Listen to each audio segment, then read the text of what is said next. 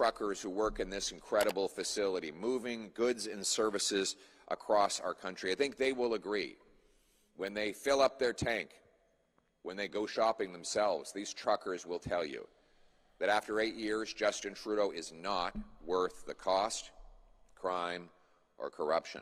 He's not worth the cost. You see that every day at the grocery store when you take the items out of and run them through the scan, and you see that number getting bigger and bigger, and you sometimes feel like you have to put things back in the cart and return them to the shelves because you can't afford to pay the bill.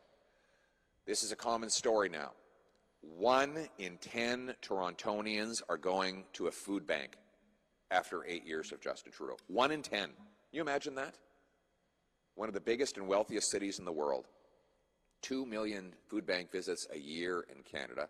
That's a record-smashing increase of 32% since Trudeau took office. Next year, we expect 1 million more annual visits because food prices continue to rise faster than wages. After 8 years of Justin Trudeau, we've had 28 dead bodies in freezers. Oh, yeah. Outside the St. John's Hospital next to a dumpster because their families can't afford a burial or cremation. These, in Armagto, 50 military families are eating at the local food bank. Military families who risk their lives for us are not getting enough to pay for their groceries. After 8 years of Trudeau, there are now 35 homeless encampments in Halifax, in one city. These encampments are now visible everywhere you go. The food professor, Sylvain Charlebois, reveals that after 8 years of Trudeau, not only is the price of food going up, but the amount Canadians have to pay for it is going down. In other words, most families are spending less than is necessary to buy their families an affordable a nutritious basket of food. That means people are going malnourished. Scurvy is making a comeback after 8 years of Justin Trudeau. These are the real-world consequences of Justin Trudeau and the NDP doubling the national debt, raising taxes on middle-class and poor Canadians. Trudeau famously said that the economy is not about numbers, it's about people. Well, I hate to break it to you, Justin, but numbers affect people. In fact, as Pythagoras said, numbers rule the universe. And numbers are the things that you see on that receipt at the grocery store. Numbers are the things on the price billboard at the gas station. Numbers are those little digits on the screen when you're looking at your monthly mortgage payment. If you're brave enough to bring it up on your screen, those are all numbers, Justin. And those numbers impact how much food are in the bellies of people, or whether they have roofs over their heads, or whether they have to work 70 hours a week just to avoid eviction. Numbers rule the universe, and unfortunately the numbers are cruel for Canadians after 8 years. We know this policy, these results are the direct consequences of Justin Trudeau and the NDP policies. When you double the national debt, you drive up demand, which bids up goods. You print $600 billion of cash, and that causes inflation, just like it has everywhere and always over the last 5,000 years of economic history as far back as we can go in human records. Whenever governments create cash, they cause inflation. And what is he doing now? He's out making multi-billion-dollar announcements of inflationary spending that will drive up the cost of your living. I don't think a lot of people realize that, it's too. Like he's spraying billions of dollars out of a fire hose, but it's more like spraying gasoline on the fire. Yeah. He's like Justin Trudeau promising to fight inflation is like a pyromaniac promising to fight a fire. He's the one that lit the fire with his taxes and his deficits. And every day you see him in these photo ops, know the money that he's spitting out of his mouth is money that will come out of your pocket, just like it has for the last 8 years, and all with the help of Jagmeet Singh. The good news is life was not like this before Justin Trudeau, and it won't be like this after he's gone. He's not worth the cost, crime, or corruption. Canadians are good and decent people. They do not have to give up on the things they used to take for granted, like affordable food and homes, all for the ego and incompetence of one man.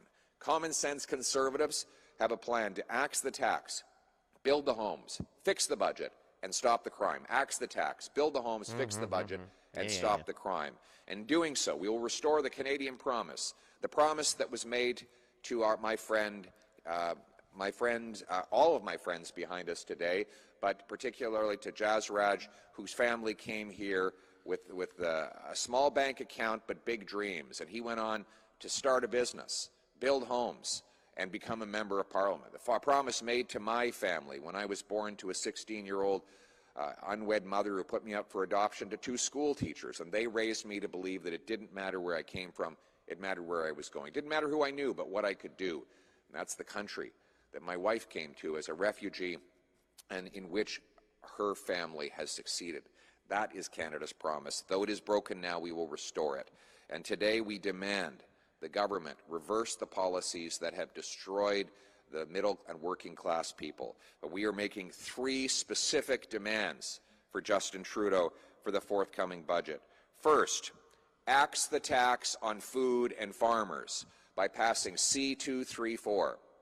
That will take carbon tax off farmers' barns and drying to provide food price relief to Canadians. 2, build homes and not bureaucracy by requiring cities permit 15% more housing completions each year as a condition of receiving federal funds.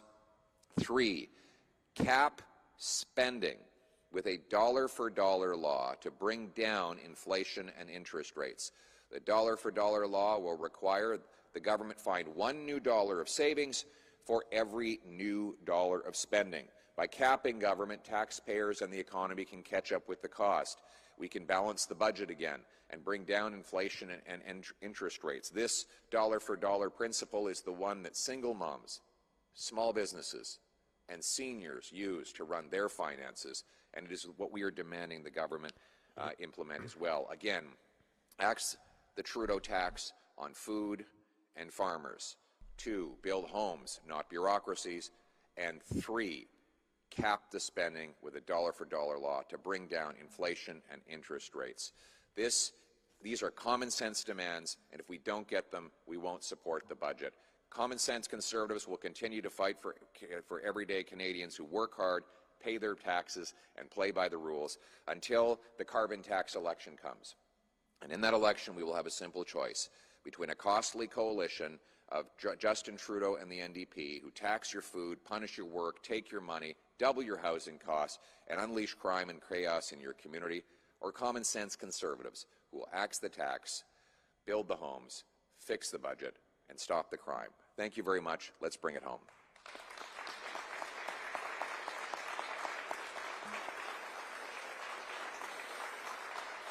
Thanks, guys. Thank you. Thank you. Thank you so much. We'll now have time for a few questions from the floor. Clayton Demain with True North. You said you'd, in the past, that you'd work toward meeting Canada's NATO target of spending 2% of our GDP on defense. Where would that money be spent?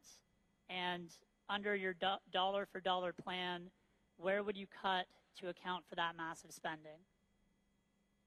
Well, where would it be spent? On the front lines, better equipment and better resources for the men and women in uniform, more reservists who are not only equipped to prepare Canada for an armed conflict, but also can apply the military skills they learn in the civilian economy. How will we do the dollar-for-dollar rule? Well, we're going to cut back-office bureaucracy, botched procurements, and foreign aid to dictators, terrorists, and multinational bureaucracies. Easy we'll answer. Bring that money home and invest it in our military. Thank you. Get smoked. Next question. Steve from TVO. Hi, Pierre.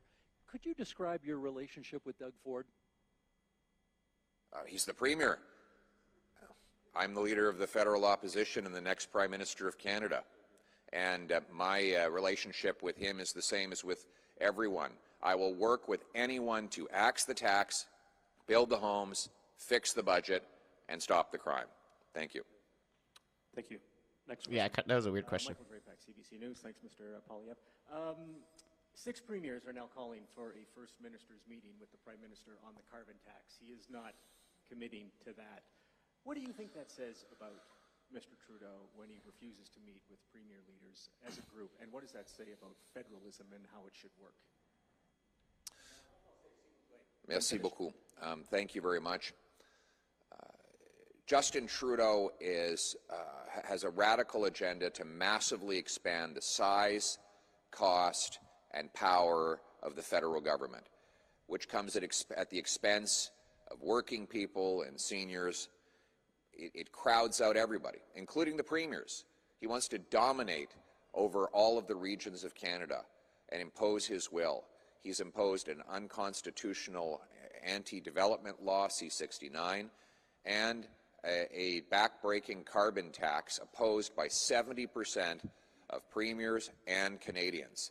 If Justin Trudeau is so sure of his plan to quadruple the carbon tax to 61 cents a litre, he should have the courage to sit down with our premiers and explain that to them, because they oppose his plan. They know that his tax is going to take money away from hospitals and schools, who have to spend more on their energy, take money out of our local social services, who will be paying out more assistance to people who can't afford to eat.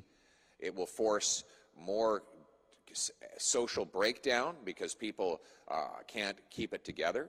So he should have the courage to sit down with the premiers and explain why he believes he needs even more money. In every single province the federal carbon tax applies, middle-class Canadians pay more than they get back, according to the Parliamentary Budget Officer. And the Prime Minister, by the way, he should stop gaslighting and attacking the premiers and other common-sense Canadians. He is lying when he says the carbon tax makes you better off. 100%. The Parliamentary Budget Officer has calculated that in every province, 60% of Canadians pay more in carbon tax costs than they get back. Everybody knows it.